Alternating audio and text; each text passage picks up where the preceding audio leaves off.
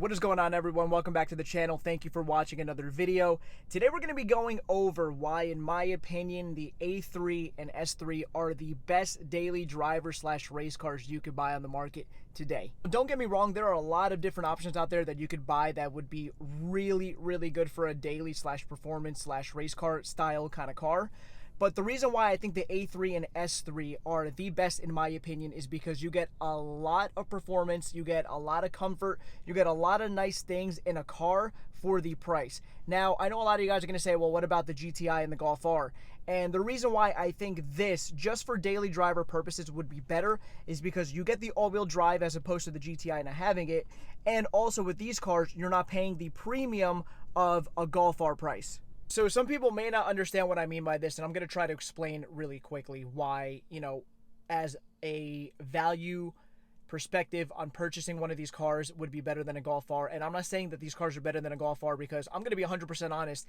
If we're talking mod for mod, pound for pound, a Golf R would absolutely, no matter what, perform better and be faster than any A3 or S3 out there. Again, mod for mod, pound for pound. The Golf R is sportier. The Golf R is lighter. The Golf R will make the same power. So if you're shedding a couple hundred pounds, it's going to be faster, obviously. Plus, you get a hatchback, which obviously hatchback in a sports car slash performance car, when it comes to these like four-cylinder platforms, is king. Hatch is king. We all know that. Everybody wants a hatch, and trust me, I love hatchbacks. But I just wanted to go a different route, and obviously the price point was in my favor, getting an S3 over a Golf R.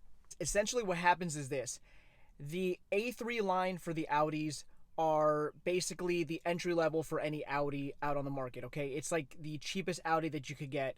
And then you have the R version of the Volkswagens, which is the premium, the most expensive kind of Volkswagen you could get. So you're paying a premium for the highest end Volkswagen you could get with the Golf R, and you're paying an entry-level price for an A3 or S3 for the lowest line for the Audi, which is why, I guess the way they view it marketing-wise and pricing-wise is you're buying the best Volkswagen, which is why it costs so much, and then you're buying the cheapest Audi, which is why it is the lowest costing one out there, basically, if that makes sense.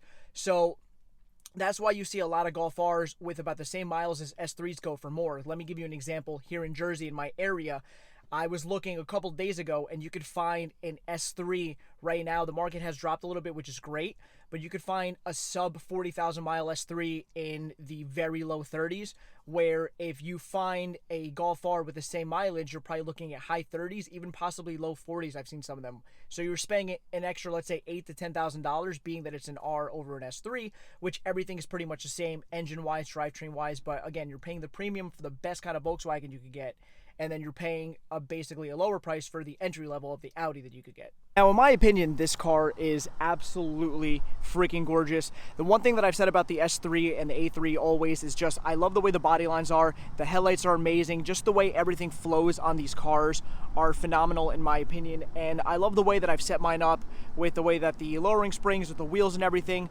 But these are just overall great looking cars.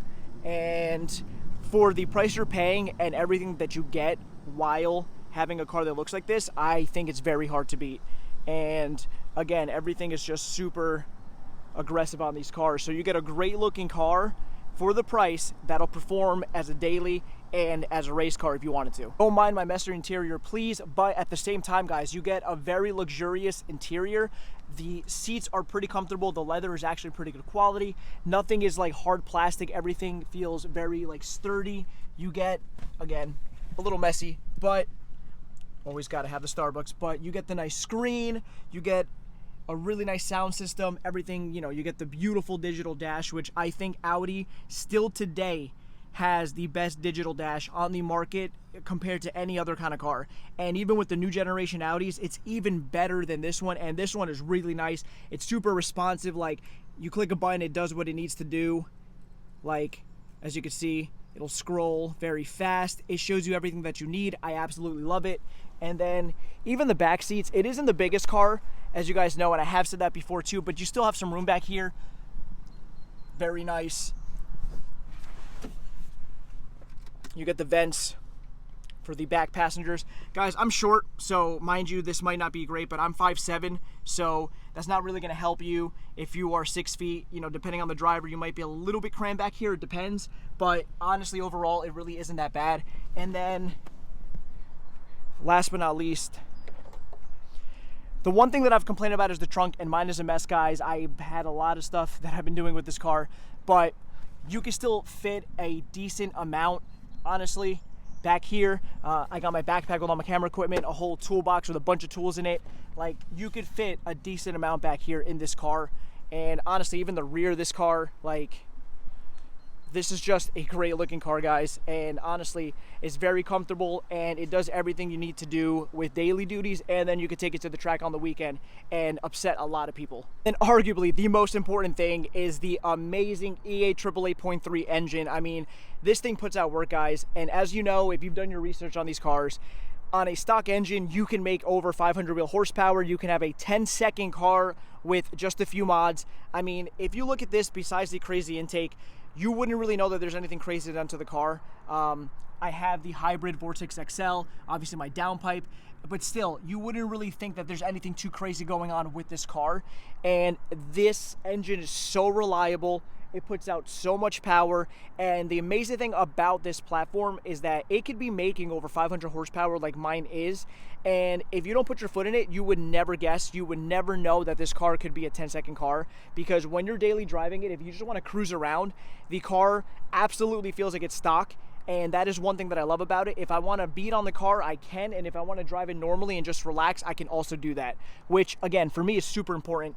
And again, we have all of the cool stuff here. We got, you know, all the ethanol stuff and the ethanol sensor. So obviously, you know, there's a lot done to the car like mine is. But you can make your car a lot more sleeper-like if you'd like. And nobody would suspect a thing on this car. And again, you get all the performance while still being comfortable to daily drive.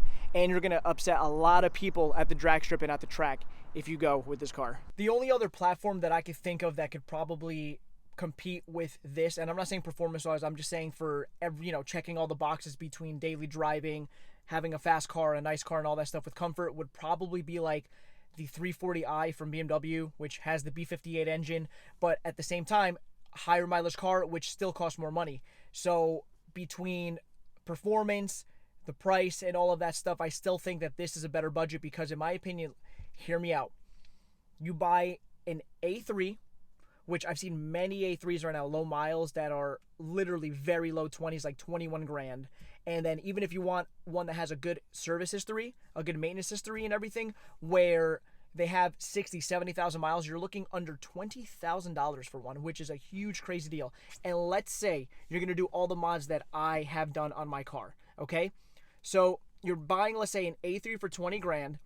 You put another 6 to 7 grand in it, so you're still under 30 grand for everything, right? And then you have a car that makes over 500 horsepower that can do 10-second quarter miles, where if you're going to go buy a 340i, you're most likely not going to find one for that price. You're going to be in the mid-30s to 40 grand, and then you're putting more money into that, which obviously would be very fast because that platform is fantastic as well. Trust me, I've thought about that. You know, I've thought about that platform possibly in the future to get into one. Don't get me wrong, they're amazing. But you're looking at, you know, mod for mod, price point, like, it's very hard to beat this platform for what you get. So the A3 and S3 are phenomenal choices for an all-around car, in my opinion, and I think it's very hard to beat for the price you pay for one and what you get out of it. And again, guys, these cars are amazing. Like, they look great, first of all, in my opinion. I love the way these cars look, and it's got pretty good tech, and you have a comfortable car, which, again, the only small complaint that I have is that the trunk is just a little small for my liking. The back of the car especially, like, everything, you know, it's a little tight in the back seats, just a little bit, and then the trunk is a little smaller than you would like if you're putting a lot of stuff, but you can still manage if you have normal things and you need to haul some stuff around. You definitely could, but you got a car that's comfortable, that performs well, that looks good, again, and for the price that you're paying, where an A3 with good miles you could get for low 20s, and then an S3 right now you could get for like high 20s and low 30s, like, it's amazing. And again, even if you don't want to go all out like I have or other people have, and you just want to do a tune with a couple of bolt-ons, in an A3 with the IS-20, you could get, you know, in the low 300s, mid 300s torque, and have a fun car. Then with the S3, with the IS38, if you want to go like stay stock turbo, you don't want to go overkill and just do a high pressure fuel pump with full E85, let's say, just to give an example, you can make around 400 wheel horsepower and for a little more than 400 torque, and you can have a very, very quick daily driver that'll still upset some people on the streets and still be able to run 11-second quarter miles on the track, which it's very hard to find a car that can do all of that stuff in such an affordable price range. That is the reason why, guys, I went with an S3. Just because when I bought mine almost 3 years ago now, for the price that I got it and the miles and what I knew I could get out of it, I thought it was a no-brainer. And I'm not going to lie, I did look at the Golf R. I really did want the Golf R. But what turned me away from it was just, it was so hard to find one in a good price range. I was going to be spending a lot more money. And not that it wouldn't have been worth it, it definitely would have been, because like I said, if I went all out with the R like I did this car, it would be faster, it'll be quicker, it'll feel more fun, it'll be sportier, obviously. But I don't know, at that time they were going for the same mileage, like $7,000-8,000 more dollars. And you know, I paid like 28 out the door for this car with 40,000 miles on it, which is an incredible deal in my opinion.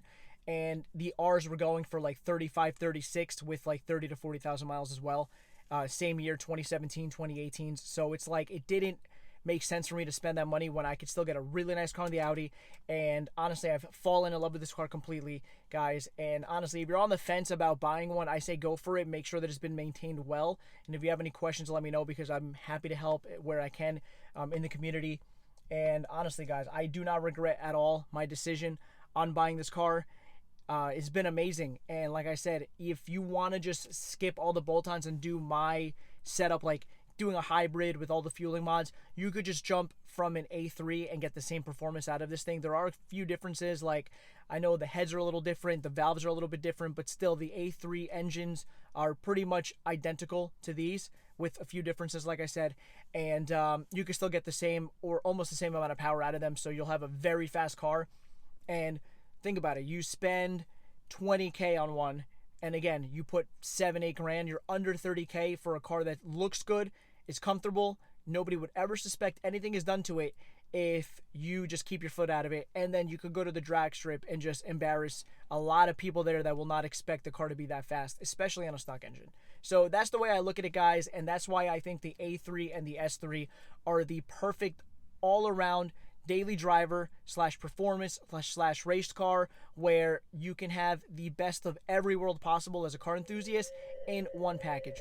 So anyways, guys, hopefully you enjoyed the video. Please like, comment, and subscribe. It lets YouTube know that I'm doing a good job. I will see you guys in the next video. Have a good day.